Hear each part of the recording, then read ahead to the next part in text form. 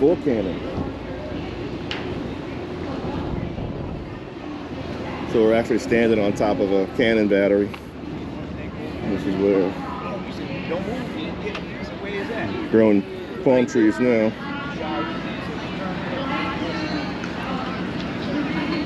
Wow, you naughty Roz. Could be a guy buried right there.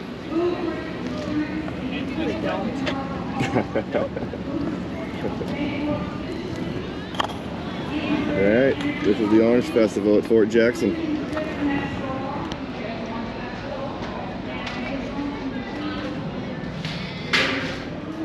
Hello! Storage room?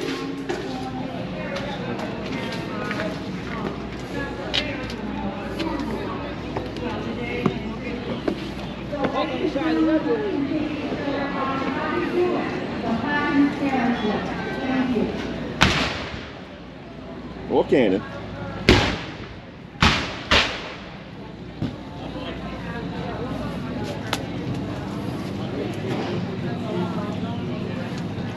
Yeah, we were maybe one of the first ones we came up on the left before the rain.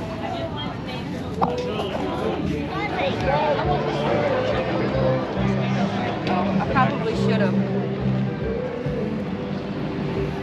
Crossing the moat. This one's got trees growing out of it and everything. Kind of camouflage it. We said the only opening for the Orange Festival. Oh, they got wheels for the garage door. The gate. The wheels are still there.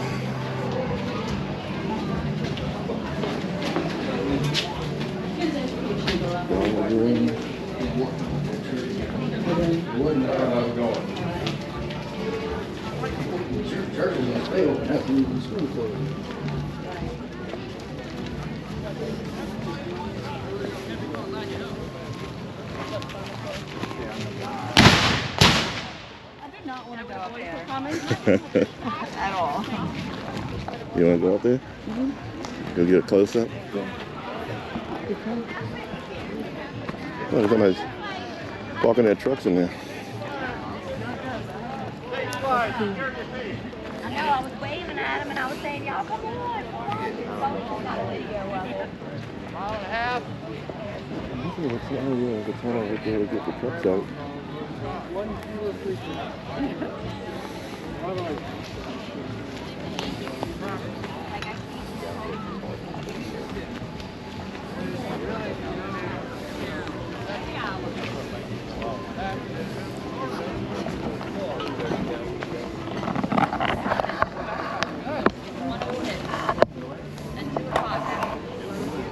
How do you know?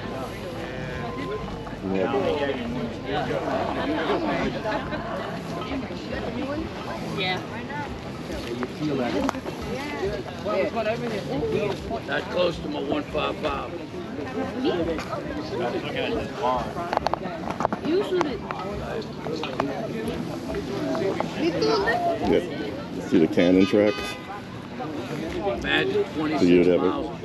the back of the cannon and you could just turn it wherever they needed to turn it and shoot. He's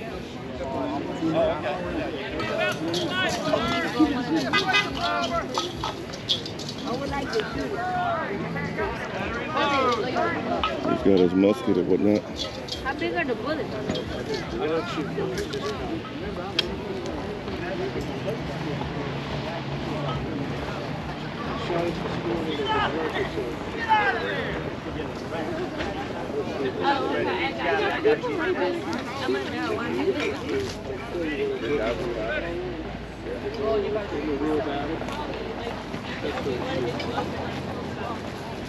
Right now, I got a lot of shit. But people make sure they come out there and October, November. Oh, yes!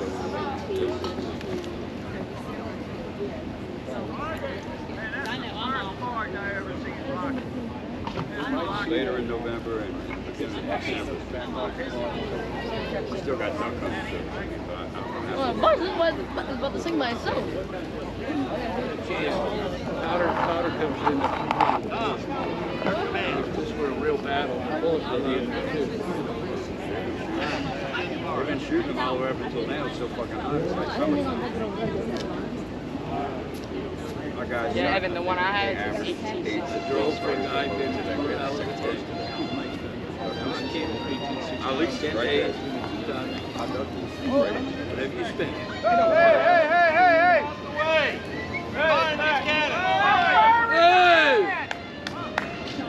He's already committed. Fire! And The one I got, it They walking in the line of fire. had time for my family.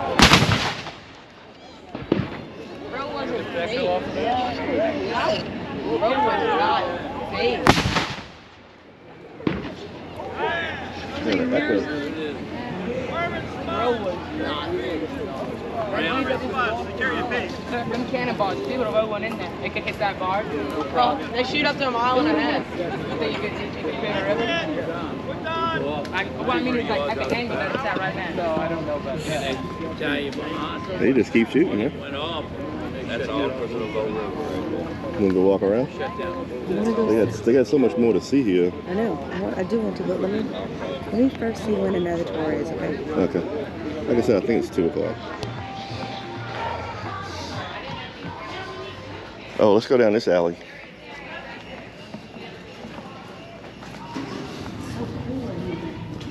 The temperature drops. The light on. Hold on, I gotta put some lights on. I'm scared.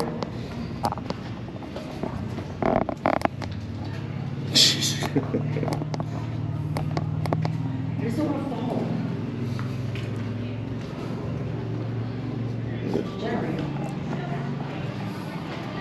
There's this rusty chain. Dude, that's some old rusty chain right there.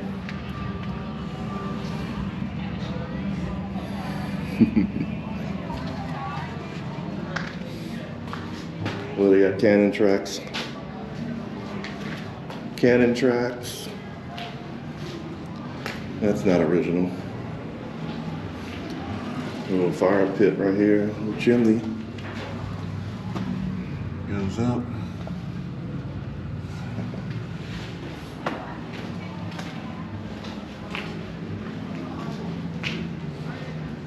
It's a cool little room.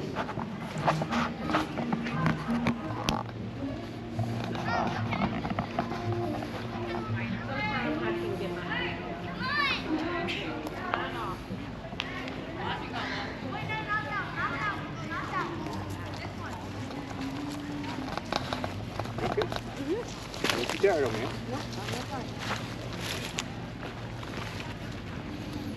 They got these little dugouts everywhere. It's like,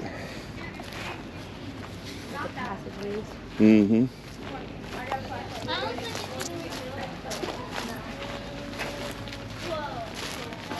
You go in this one. You better walk all the way around, like in the. Pictures that I saw was like the first. Wait! Oh, that's cool. Okay, Wait! what is all that about? Oh, come on. This one's over here. It's over here. Y'all come on. There used to be a carriage. That's cool. Woo! Uh, We were all on the video. We were all on the video. We put all of this. Well, we're stacking it up. Yeah.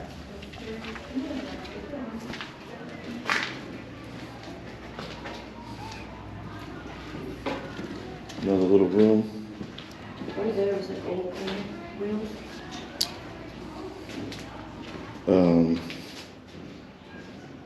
I mean, I don't know. I guess it's like a cannon base.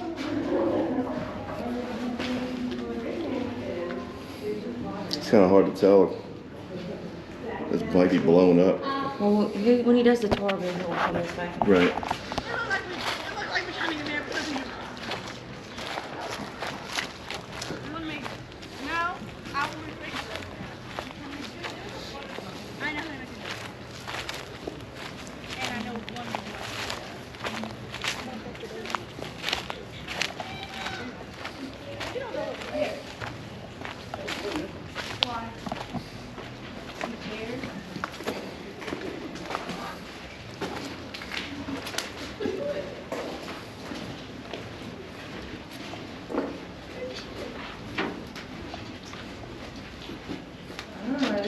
Watch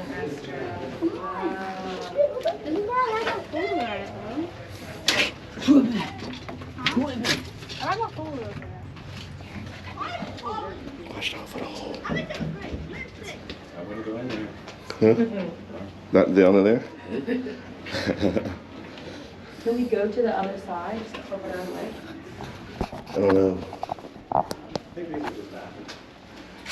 These are modified made bathrooms. Modern bathrooms, huh? Okay. You want to pee?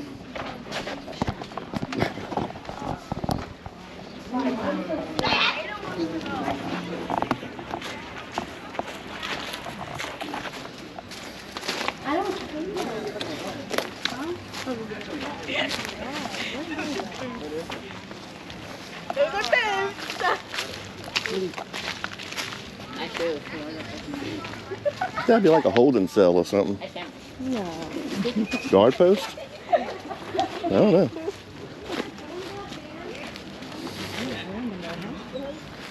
They had one at the other guy. It was on first. They had the same kind of thing. Let's go up here.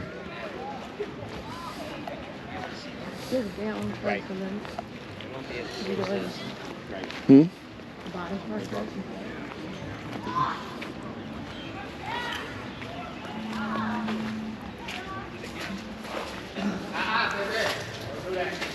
Disappearing guns.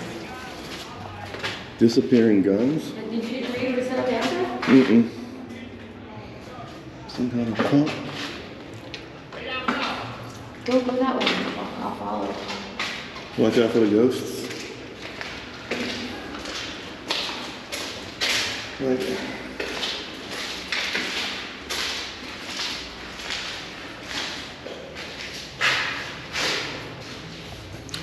I mean, they must have used this with all the electricity that they've put into it. They've had to use it for other things. The girl said that back in the day there was actually a model room. Like there was stuff in there.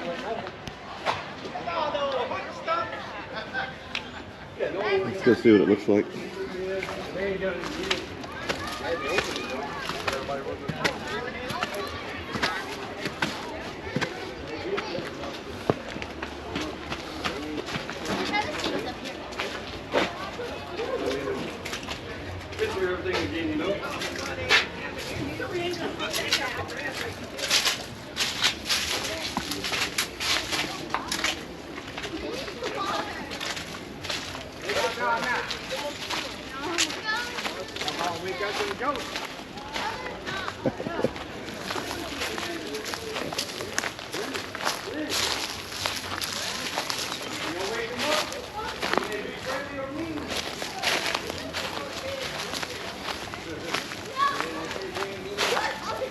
Go ahead, climb up. You go first.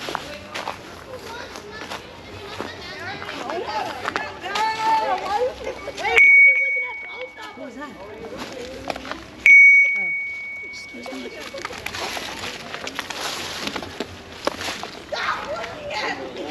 We just climbed up this guy right here.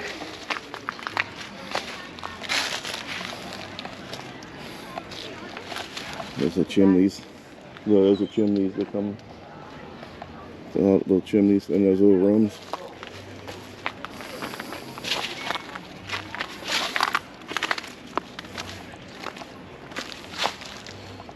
Yeah.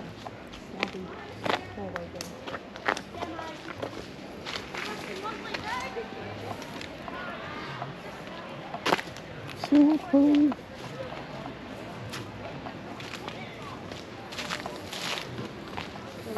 Go down like one of the levels where we came up where we walked up before. Right. Like, let's walk over there so you can get a picture of the top.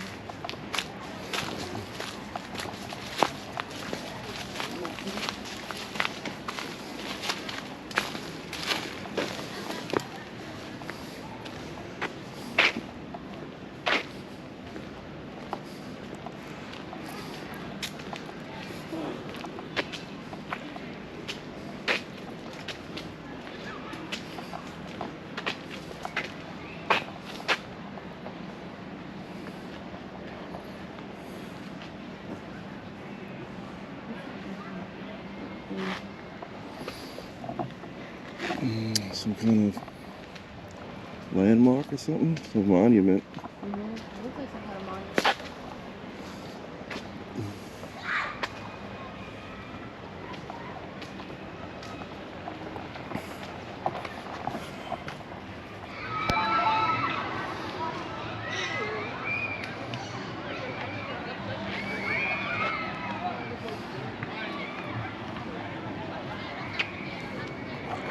You can walk over there.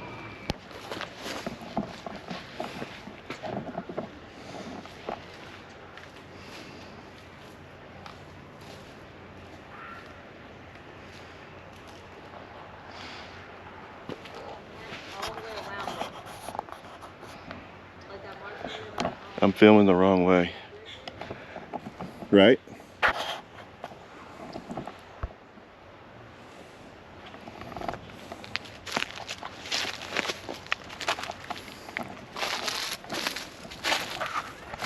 This place is huge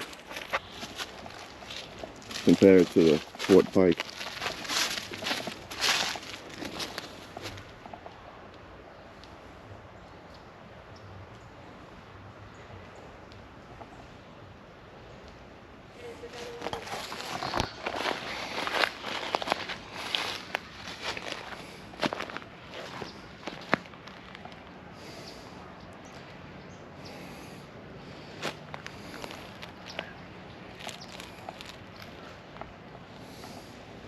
Yeah, we got that big. There's a frog on top of it. Yeah, some kind of monument.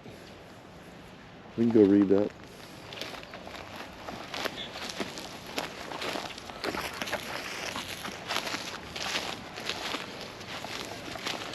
Oh, this is all cannon installation. All on top.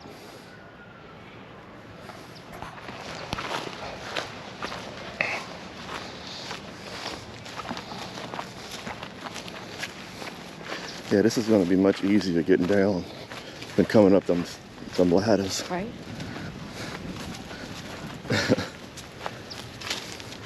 But it was an experience. Right?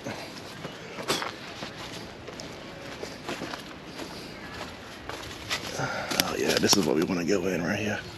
This is it, the whole thingamajiggy.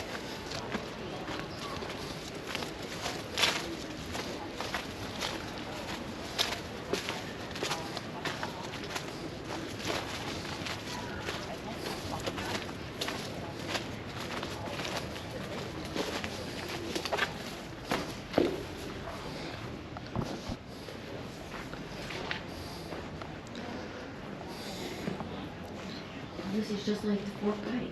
Right, look how far down it is. Oh wow.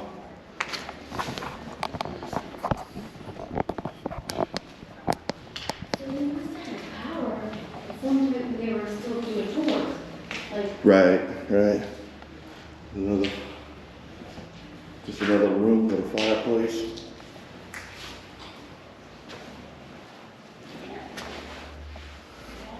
This could have been a cannon turret right here. a what? A cannon turret. Like, you know, can you imagine how loud Slippery. how Oh, loud yeah, right? it would be shooting cannon inside this place? Yeah, it was very unfortunate, the timing of the rain and the intensity. Oh, yeah. Hello, hello. Let's walk down this way. How you doing? How y'all doing? We're doing all right. How you doing? Good. Checking out the old fort. And what you'll find, one of the things you'll find in the book is that these are the gun rails. Okay, So yeah. one here and one back here would have an iron ring on it. Never can you see it deteriorate. Yeah. And that's how they traversed the gun. Oh, okay, This yeah. is the pintle. The tongue of the carriage goes under and the pintle drops straight in that way. The gun always stays at the smallest part of the opening. So you get maximum traverse. Okay. Yep, and the gun recoils back up the cart. Okay, yeah. Get a private tour. Just a loud mouth, that's all. Right. I was talking to one of the other guys that was shooting the cannon, Yes. and he was happy to speak with us about everything. Oh, yeah. You know what? They're fascinating, Right. these places. This is it. She says, confidently. She's hoping this is it. I think she was at Fort Pike. You were at Fort Pike? I was. Like what, a month ago? Okay. Yeah, Her husband literally wrote the book on these forts. literally. Right? Yeah. Literally, yeah. Okay, this is not it, that's amazing. And so what these would have been are lantern slots. Oh, okay, sure. Where you can set the lantern out here and there would have been a brass screen, so the sparks couldn't cross into the, yeah, the sparks in the magazine. No. Oh, come on. Should run the flashlight. Darlene? Danielle. Oh, it feels so cool in there. I love how the temperature Yes. drops. But it's still awful in the summer. You know what, it is much nicer in here, but the humidity. Oh, yeah. Yeah, it Here, is. put your light over there. It's brighter. He's got a Can I borrow? Ah. I That was think, kitchen? I think this is it. Oh, wow. Okay, so, this whole thing is an oven of some sort. Wow.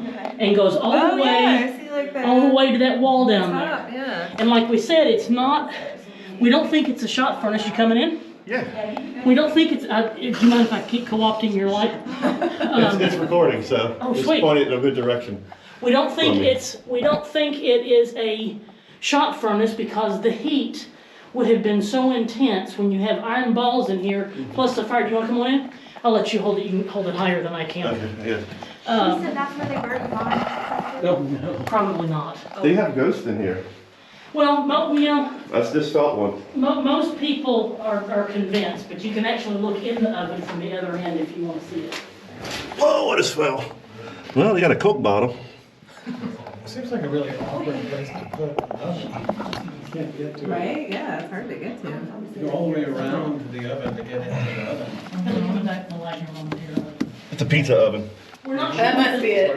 We're not It's a pizza sure oven. we're going down the You center could of the make thing. 90, 100 pizzas at a time. Right. There you Yeah, go. that's what it is, I'm sure. But we figure it's a bread oven. Pizza Hut. that- Bread oven. Yeah. For cooking bread for this kind of a population. Where would the fire be? Inside of it? Inside and under. And Yeah. how you access it, we don't have a clue. Probably underground. Where did what? Where did it vent? Because I was in there and couldn't see like any clear. That's a good question too. Well, I don't know, like all these things are. This brings up way more questions than it does answers. It really is it's the only one in any of the forts, and there's no paperwork. There's nothing on the plans that indicates So what that's it is. why she said that's where they burned the bodies. Probably. Who told you that? Because there's that lady walking by. She said it's the devil's oven. And you know what? The That's- devil's oven. It makes a good. They have some scratching on here. But I don't think so. Well, some bread and pizza ovens, you build the fire inside there, not underneath there. Right. Put logs in. No. Because you can't. But why would it be so deep with such a small hole? You can't access. Yeah. Because if you're deal, you got your long, Visit the cemetery. whatever those things are called, you can only go Right. this far. Yeah. From the wall. Come on in. Yeah, you can only use a pizza meal that's just so long. Right. It's only gonna be Yes, so he's long. got You a would really never like get to the back. You want to stick past and go up? And the fire's not gonna burn without some kind of vent. Oh wait, they got a vent right here. It vents into this place though. Yeah. Unless they had, well, maybe they had a sheet metal, Same historic brick. maybe they had a sheet metal deal. Wait, this is Yeah. This is Like I concrete. said, this raises way more questions than it does answers. This is But it's the concrete, so it's this the wouldn't same have been bond. here. You have, length, can you do that again? You have your lengthwise bricks, and then you have the end on it. Oh, yeah. See, that's what ties it into the next layer, But so. it is okay, different than the walls. Yes, The they're- walls are 2, Yeah, and these are 3. yes, because this is not load bearing. Right. Oh, okay, sure. Why would you think that they have these concrete doors ways concreted up? Maybe- Probably because they don't want people getting in it. Like whatever's on the other side here. That's a good question. That would be where the parade is. That's where the Endicott battery is. Oh, right, that's where they We're put that in behind, we're behind. afterwards. Yeah. When they built the big concrete thing, they Yeah, covered it up. Yeah, right. this would have been open to the parade That would've originally. been, yeah. Okay, so then they can fit a long pizza peel in. Yeah. But and it would vent Yeah. that makes Yeah, it a that's lot true, more 'cause that would've practical. You know, out that way. And they better had like sheet metal tubing of some sort. I don't know. I'm It speculating. makes a full circle, but I don't know how far it's open back that way. It stops right there, and then there's that in there too. All right, whatever it's for. Thank Mystery of it. I think it's Yeah, it's good. It's good. Wait, I can't see. Most likely. It is muddy. And, you know, all of these would have been exactly like. Well, that was a fun distraction. You got it all on film? Yeah. She's recording. Just another one of those little. I mean, there's a stack right there for smoke out, but Right, that's a little nothing in fireplace. that oven. I guess you could heat the balls there as you. But she said that you gotta have a ramp for the cannon to recoil. If you let the cannon recoil up a ramp and then come back into place. Imagine shooting your own wall. Imagine. It's just so interesting to me.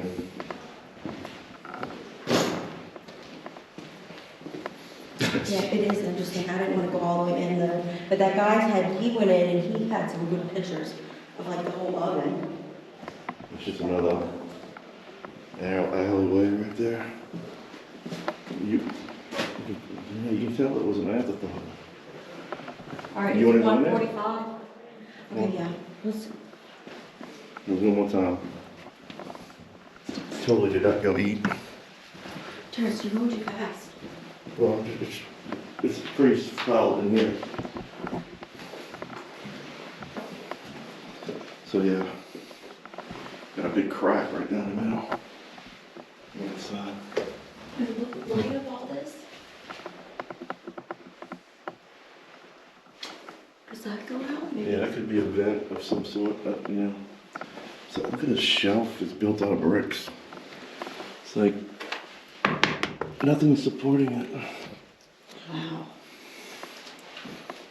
As you can see, it's broken right here. But it's still there. Look, look inside. Whoa, look how big it is.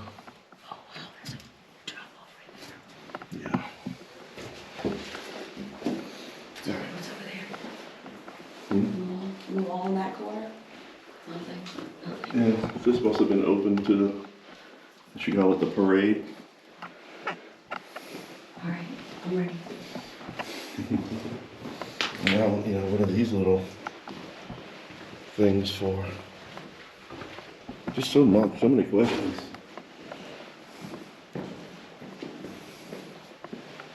Alright, that's a cool shot right there. If up any good Civil War history, it's going to talk about that. They're very, very famous. Their leader, Roosevelt Reed, was a very famous soldier of fortune that fought all over the world. So that's what I represent to you. I am a Confederate. I've got an Enfield rifle. The Confederacy didn't have much manufacturing. They were agricultural. And so they had to find equipment to fight a war. One of the things they found was the British, who had conquered about half the world, the French had conquered the other half. And so this is an Enfield from the Tower Armory in London. If you visited London and gone to the Tower, where people's heads left their bodies, this is where this would have been kept, because it was basically an armory. They had equipment. So the South imported a couple thousand of these. I'm lucky enough to got one. This is not original, it's a reproduction, but it does fire authentically real bullets. So it's authentic in every manner, including all of the inscriptions and everything. It's called a muzzle loader. It's loaded from the muzzle, the front. They hadn't really developed cartridges in firearms yet. So it had to draw a ramrod, it had to do all that business, whatever, all right? Which was very slow. But once they started loading from the breech, they got technology that far, and they were able to use cartridges. You can imagine the advantage they got. Well, during our American Civil War, the Yankees did get to that point. So toward the end of the war, some of the Confederates were using these kind of weaponry, and the Yankees were using repeaters, and the Confederates actually said, looks like Yankees load once and fire all day. And that was literally true. It increases your firepower. And when you have an army, it's not just about that army, it's about what their capabilities were.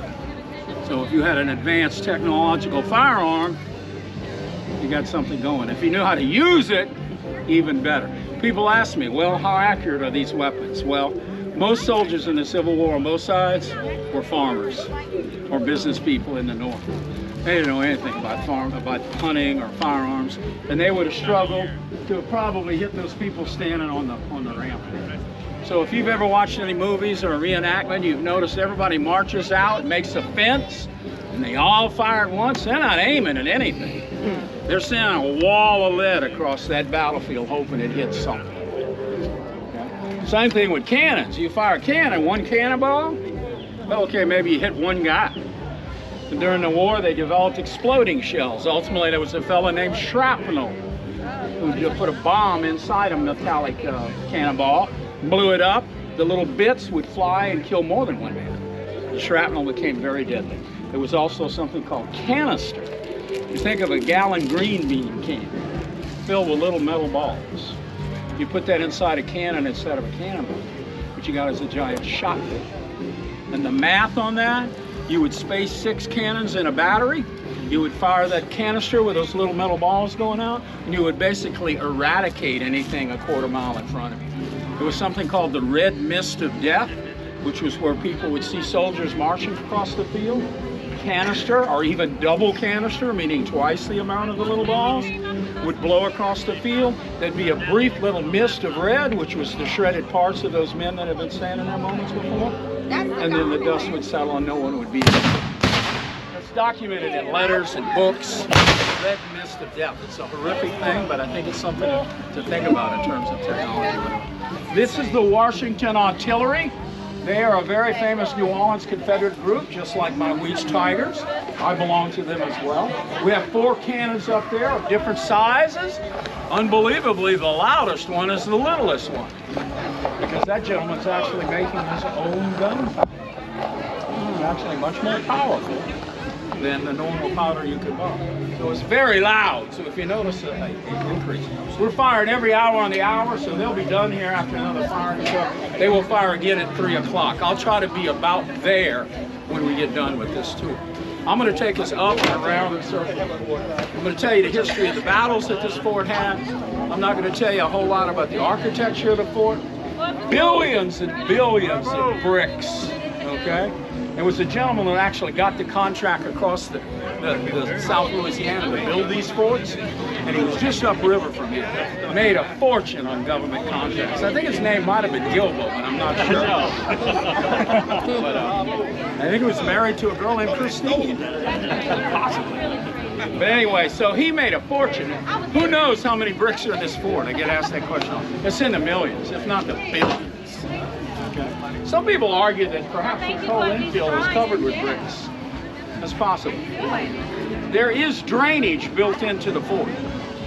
When we get up on top, I'll show you some of the drains over there. And actually, it's not all earth. They're actually sealed underneath with asphalt or some other metal to keep it from seeping down, so that the 4 guys that were stuck inside the casemates or in the brickworks weren't leaked on. Okay? But over time, that has failed, so now we do have that problem of sleeping in there and participating.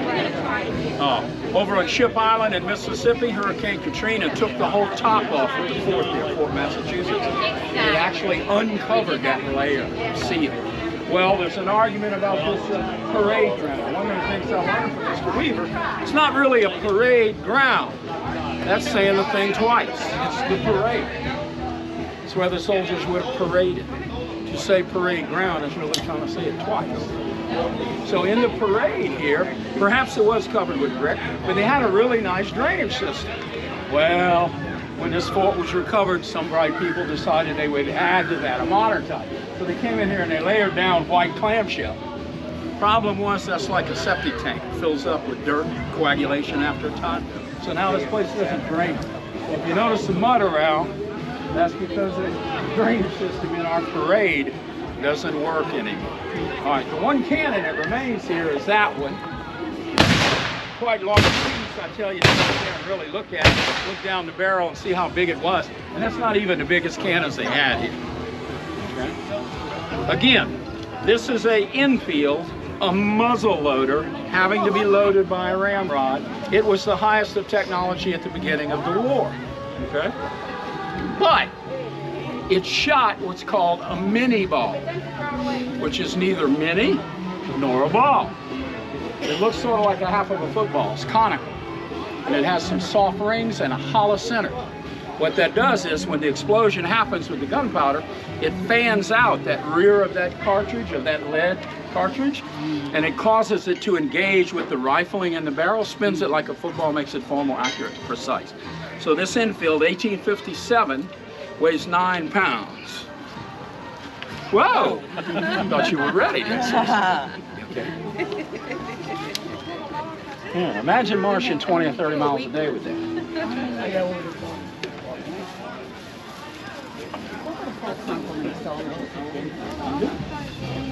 Everybody, Charles's mother taught me algebra, algebra 1, geometry, the whole deal.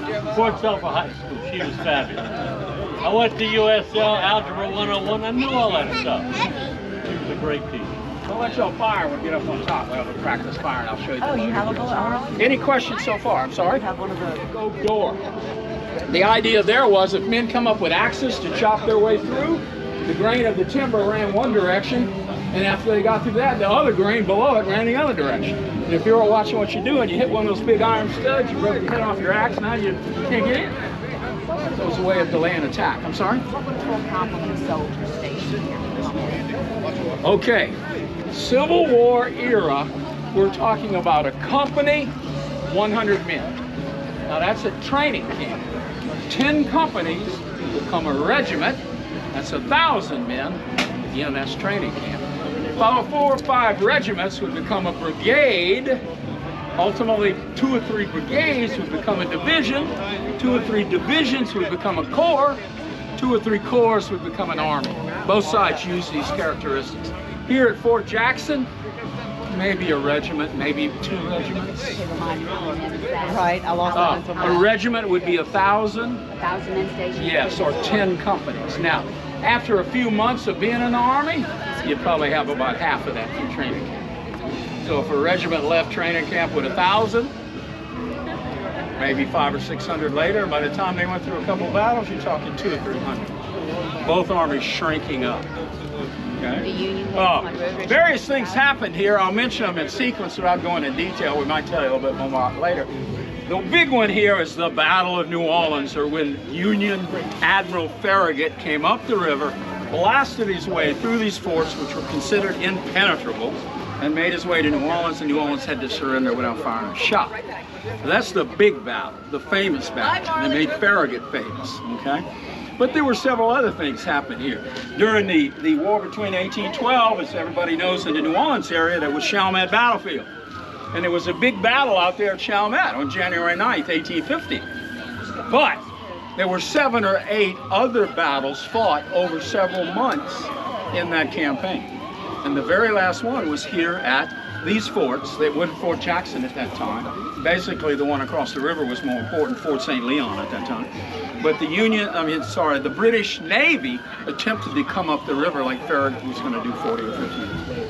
So there was that engagement of these forts here. And then in the middle of the Civil War, even after the Yankees had captured New Orleans and South Louisiana, there were black troops garrisoning Fort Jackson, and they were being mistreated by a white colonel, and they mutinied. And they took over this fort. The commander over at Fort St. Philip at the time tried to calm things down. He said, "Do you guys know how serious this is? You kill someone, you'll all be put to death." Ultimately, he talked to some of the ringleaders of the mutiny. They calmed them all down, and the black troops here decided to fall into place. There was a trial. There was a court-martial of some of the leadership of the black troops, and they were hung. Okay? So that was another incident that occurred here at Fort Jackson. It was also used as a prison, and some pretty illustrious people came through here as prisoners. One was a Senator Gwynn, G-W-Y-N. He was a southerner, owned plantations all over the South. Ultimately, he went out to California in the gold rush, made millions. He made presidents. He was a big deal. He was a Southern sympathizer, and he wanted California to come out with the South. So he got on a boat. He was headed to Europe to raise funds and try to convince them to come in on the side of the South. Union fleet in the Gulf captured him, brought him to New Orleans, and they put him in prison here. So big dude, Senator Gwynn. What got him out of here? Telegram from Abe Lincoln. That's how high he went, even though he was a Confederate. Another famous guy here is called Champagne Charlie. Champagne Charlie brought champagne to America. There was no champagne in America. He was one of the elite champagne producing families in France. He decided he had a new market in America, so he came to the United States and began to sell champagne here. He was fronting it on loans. The American Civil War broke out. He thought he better get on a boat, come over to America and make sure his loans were guaranteed, right? Yeah, they weren't guaranteed. In fact, he almost lost his shirt. He said, well, my goodness, maybe my people down in Mobile and New Orleans will pay me. So he went across the Union lines, unauthorized, got to Mobile, talked to some folks. They said, yeah, we might pay you, but can you take this pouch full of papers to New Orleans? Confederate secret documents. They captured him halfway between Mobile and New Orleans. They put him in jail here. All right? Champagne Charlie was here for over a year. He lost about 100 pounds. His family didn't know where he was. He was being held in one of these casemates under guard. Ultimately, some connections found out where he was. They finally got him out. He lived through it. His beautiful wife back in France still loved him, was still for him. Went back over there, they restarted champagne. You can get a large bottle of that champagne today, and don't ask me the name, but I can give it to you. So Champagne Charlie, who produced champagne for America, was held here for a year. Let's go up the hill. Charlie, it's an H name, Mirage.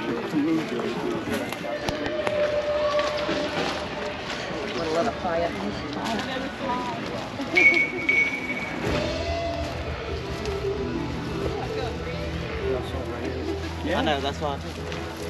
Where's my little ones? I lost my little ones? I'm somewhat. Yeah, they didn't call them. All right. So now we're up on top of the walls of the fort. This would be called the parapet. You may know that from modern architecture. You look at a building today and it's got a false little wall up there at the top. That's called a parapet as well. So it's the top of a wall, okay? This fort is star-shaped.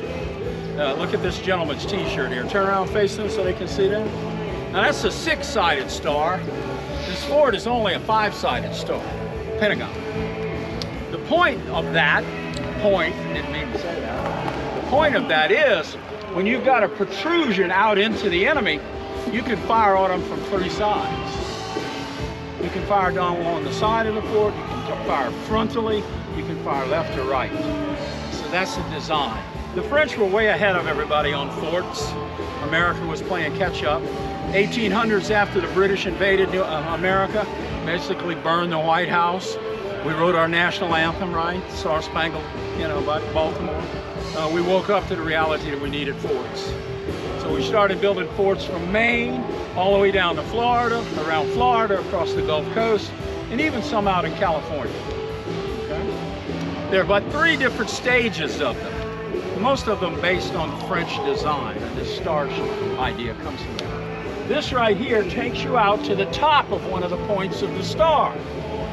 And so although the enemy might be attacking you on the ground down below, you can get up on top of them. And again, firing in multiple directions. To add to that, in certain cases here, and in a lot of forts, there would be another exterior earthworks with a moat. So that as the enemy approached, they'd get trapped in those layers as they were attacking. All right.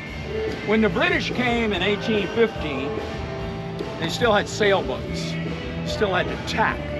And this is one of the largest curves on the whole Mississippi, if not the biggest curve. Tropical bend is what they call it. And so a sailboat, when approaching this big curve, had to tack, zigzag.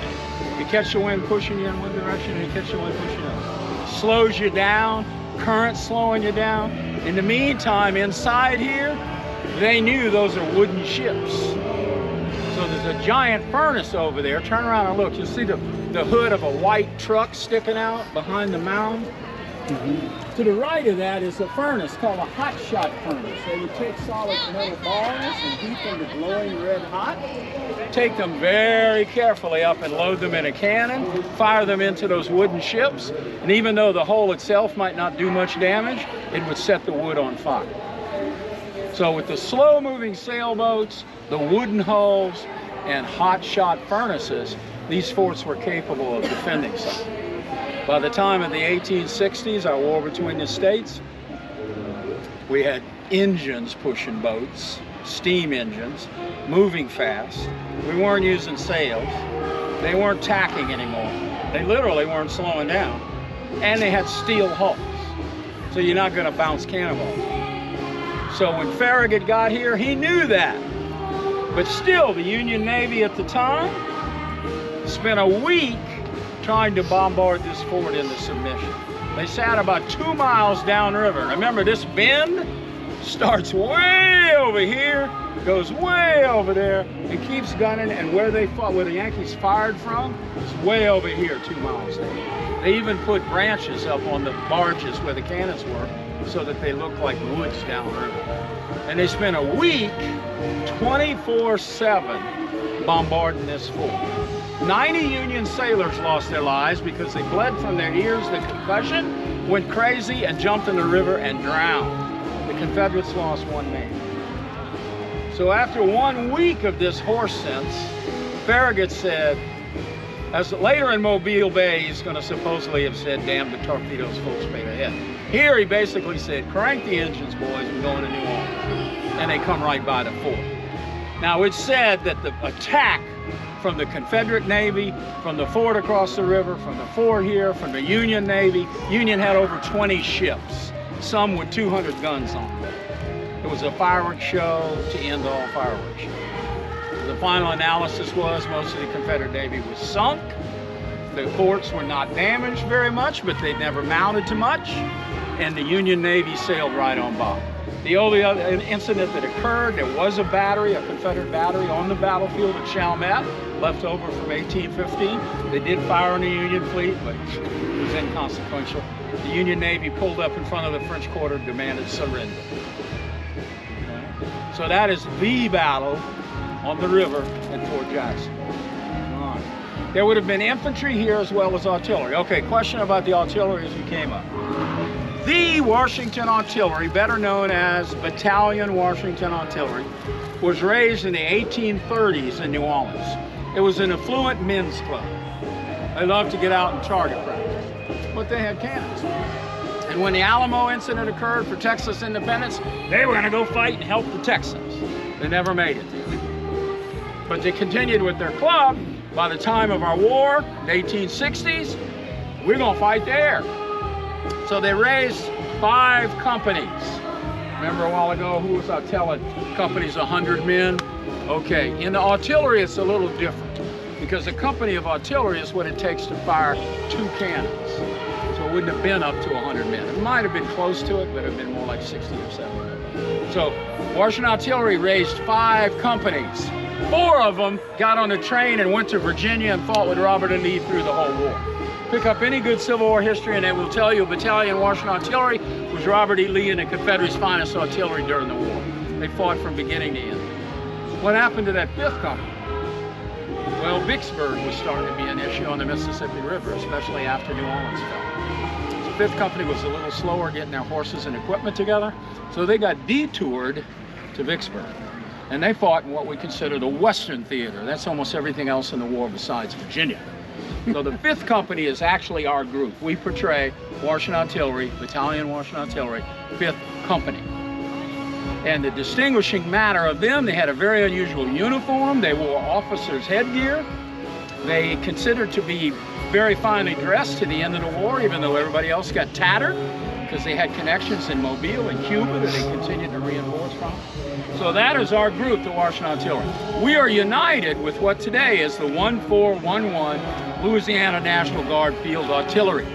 They still exist. Battalion Washington Artillery has been in existence from 1830 until right now, 2022, about to be 23.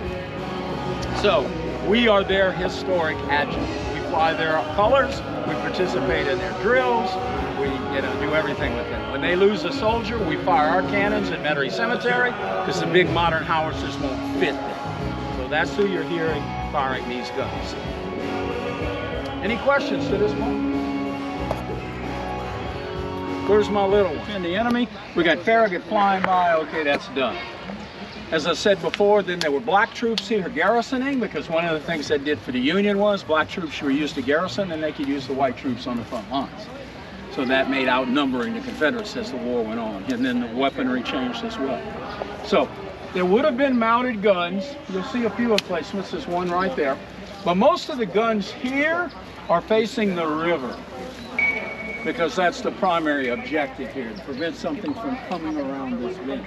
Okay? Obviously, by the time of the war between the states, that's a useless concept, as Farragut well knew. Does the same thing in Mobile Bay. It races right through the forts at the outer entrance of Mobile Bay and takes Mobile Bay, and later then they invade Mobile. Ends the war. All right, so across the river is an older fort. It was originally a French colonial fort. They had built a unit over here on this side. When Spain took over Louisiana, they encouraged both forts. Later in the War of 1812, which the Battle of New Orleans was fought in 1815, the end of the War of 1812, these forts became even more important because they understood that other nations might invade. So we built all these forts to defend. So both the fort on the other side of the river and Fort Jackson here, named for Andy Jackson, were built as improved fortifications on the river. And of course, the one across the river is called Fort St. Philip. It retained its Spanish name. When that battle occurred for the end of the War of 1812, it was Fort St. Philip that basically had the action engaged. There was no Fort Jackson. So, at the time of the battle with Farragut, there were Confederate troops manning that fort. There were Confederate troops manning this fort. They had a fleet in the river. They had some batteries that were supposed to have engines that they could move them, but they couldn't move them, so they just docked them on the side of the river. And they had what they called the turtle ship. It was rounded on top, looked like a turtle, called the Manassas. It was probably the most effective defense that the Confederacy had, unfortunately without man. There was also a command structure problem. The Navy was the Navy. The forts were the infantry. Fort St. Philip was Fort St. Philip. Fort Jackson was Fort Jackson. Farragut had command of everything. So unity of command in a battle becomes a very important concept. So we're going to wander around. I'll point out some other areas as we go. Any questions or what?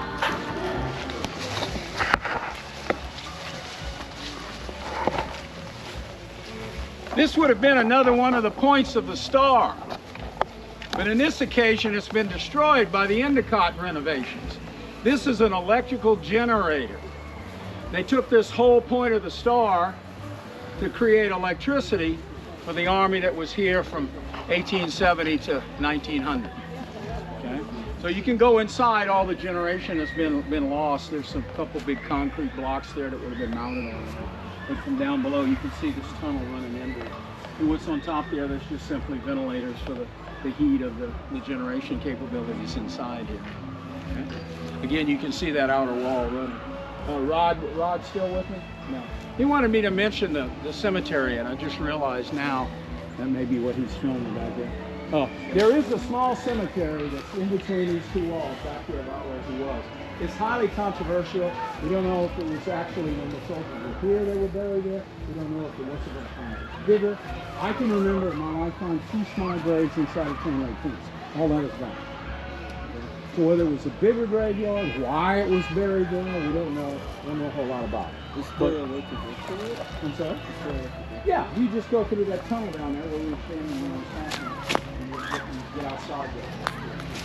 It's not marked, man. If you don't know what to say. I know in my lifetime there were 2 small graves. This is your Confederate grave.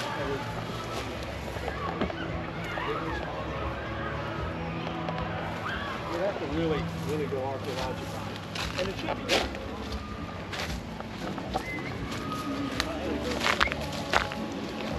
Here's where the original access to this point is.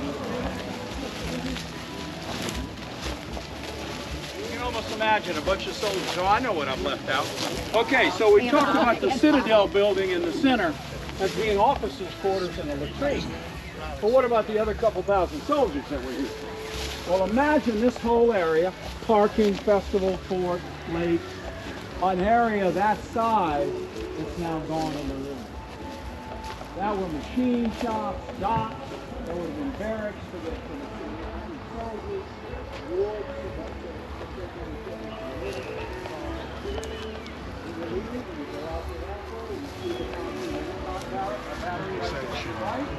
imagine just straight out in front of you, out into the river, because of this curve that just got into the storm. So Charles, at that time, the river was not that wide? It was, but they moved. When you got a curve this big, if you don't have anything opposing, it eats up, and then it adds to the other side. Yeah. So, they keep that big a lot. She was going out the water bottle. This way, protected what little solid ground they would have been back in this direction. I'm assuming there were no roads between here and New Orleans, all of the traveling was going to be the river? Yeah, the road was the river. I live north of Port Sulphur, north of the ferry landing, about halfway between New Orleans and here. And there was a plantation home there that still exists. It's open as a B&B today, Woodland Plantation, very famous. It's on the bottle of Southern Comfort for years and years and years. Political correctness took it off and put a star on there, and now it's SoCo, not Southern Comfort. But that plantation was featured on a Currier and Ives print from the late 1800s, very famous print. They chose 4 houses from around America to be documented as specific to styles in America. They had a New England type cottage, they had Western adobe, and Woodland was chosen to be representative of the entire South for a plantation. That's what made it famous as a Currier and Ives print. I'm a copyright lawyer. Copyright rules in those days, you simply mirror image to copyright and you get away with stealing. So when you look at the Southern Comfort bottle, if you have a collectible, you will see that the house is reversed. What you see on the Southern Comfort label is what faces the river, rather than what looks like. I think it always did. Yeah, the actual Currier and Ives did it. Yeah. Right. Currier and Ives is the opposite to that. If you see the original Currier and Ives and compare it to the Southern Comfort label, you'll see it. Yeah. So, big problem. So what they ended up doing, they got a sophisticated system. They dug a lake. And they pump all of the water out of the ground in the fort into the lake. And then they pump it out of the lake into the river. Much like New Orleans does. It pumps all the water out of New Orleans into those canals all over New Orleans. And then they pump it into Lake Pontchartrain. So if anything comes along and back pressures the system, you got problems. Thus New Orleans and Katrina, right? And the same thing here. When the river gets high and you got lots of flooding issues, and that's basically how we keep it dry. But this would have just been a swamp plain. Not too much woods here. But when the parish recovered it in the 1960s, again, that for the centennial of the war, 1961 is when they opened it to the public, they planted these trees because they wanted a park. Big, big no-no. Trees this big have root systems. Root systems destroy brickwork. One year in our reenactment on the main Sally Port, we tried to put a real cannon in a casemate and fire it. For 10 minutes, stuff rained down on us from the bricks. Because they're so loosened up by those trees right over there. Now, so why don't we remove them? Well, it costs a fortune to start off with, and the procedure that you got to follow and take is much more detailed than sawing them down. I saw where they burned one over there. I don't know if that was purposeful or what. That's looked like a pretty good idea because it burns down the roots. It burns the roots out. We're really having to not shake the ground. I don't know, maybe that's the solution. Theoretically, if you take the trees away, wouldn't the bricks Take the trees away what? If you take the trees away, wouldn't the bricks fall back into their original place? No, it's a question of age and mortar, and they've already pried them apart. I mean, yes, there are ways to repair it, and that's what needs to be done. The only way this place is going to survive, and I'm telling you, we'd be standing in weeds to our waist right now if the Orange Fair wasn't here. It's not open to the public. Parish pays nothing to maintain it. They're not fixing the plumbing. They have no insurance money. It's a total disaster. What we need to happen, and if you're politically minded at all, or you know your representatives, no matter where you are, Blackman's Parish or elsewhere, please ask them to have the federal government nationalize this and do a national plan. I hate to see that happen because then they don't let reenactors in. Certainly not to do the kind of things we do. But that's all that's going to save it. It's big federal dollars. Plus, it would be a huge bonus to Blackman's Parish to have a national park in the South End. The tourists that would come, the restaurants, the liquor stores, the gasoline, you name it. So Blackman's politicos are not lobbying. They don't have the money. They don't have the money. Senator Mary Landrieu, who I dated when I was in law school, made lying promises to the parish over and over and over every time she ran for Senate, every 6 years, and she never followed through. And that's how politicians are. You know how you keep politicians honest? And that doesn't That's the only way you keep politicians honest. or independent. I've been involved at every level, local, state, and national. People say, what's more corrupt? Well, who's got more money? The local's corrupt, the state's more corrupt, the national's all kind of corrupt. Show me the money. Sorry, I'm getting political. Better stop.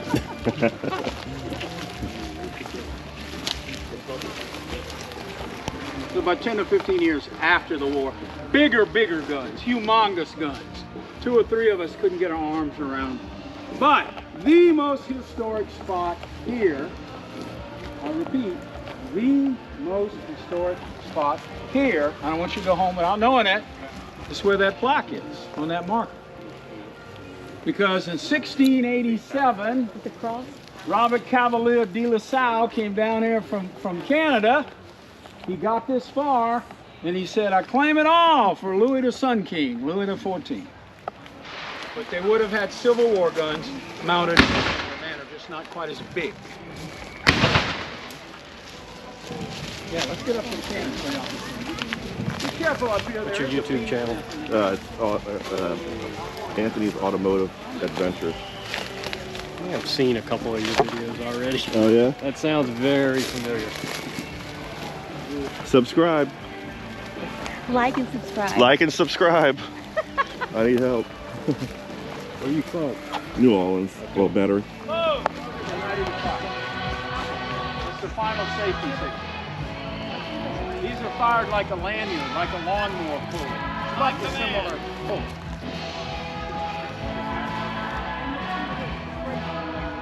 Yeah, I'll explain that in a minute.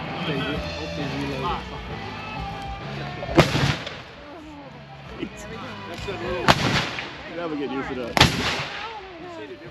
Are we done for the trial? I don't know. You hear the echoes here? Yeah. It was really I had fun my here for ears, the one seventh of my story. ears are there for the second one, the You first one. funk it, they all come out on deck, start snapping pictures. You can hear it on the ship. We shot a barge earlier today, and everyone was laughing at us because we really got to take it for rocks on that barge. I like it. That's another controversy. Whether that's Civil War, I seriously doubt it. It's probably an Endicott system. It's probably an underground system. That's why it's hollow and the beams are going down in there. And that's some sort of cranking up on top of it. Why they have it, it's a mystery from Blue School. Hey, Charlie. You guys want to do a demo, Robert? To do a demo for this group? Not fire, but just go through the drill? Yeah. We need one leak. You gonna come big gun? You want big gun? No. I'm gonna explain what y'all are doing. We just want to do it. It's gonna be like Sequence. The gentleman with the red suspenders there is #1. He's the sponge and rammer. Sponge on one end, rammer on the other end. He's gonna flip that and do 2 different things. The guy on the opposite him over there is the worm. He's #2. We come back to the rear of the gun. Red sleeves here is #3. He's going to actually poke a hole in the black powder charge. #4 is this gentleman here. He has the lanyard. He's going to actually fire the gun. In order to get it done safely and quickly, they have to do their thing. Go ahead, Robert, if you would just kind of announce what you're doing. gun, low. Alright, he's dipping the sponge in water. Why in the world would he put a sponge down the barrel when they're trying to fire gunpowder? Because they got live sparks from the last spot. And if they pour gunpowder down that barrel,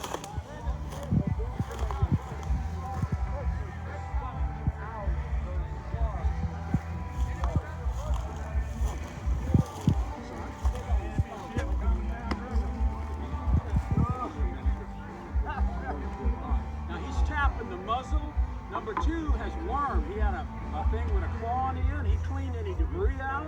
Now he's turning around and receiving the charge from the man coming from the lumber ammo chest. Y'all back up. We're going to be firing. We got enemy ships coming down river. We got a target coming. Back up. Back up this way, away from the muzzle.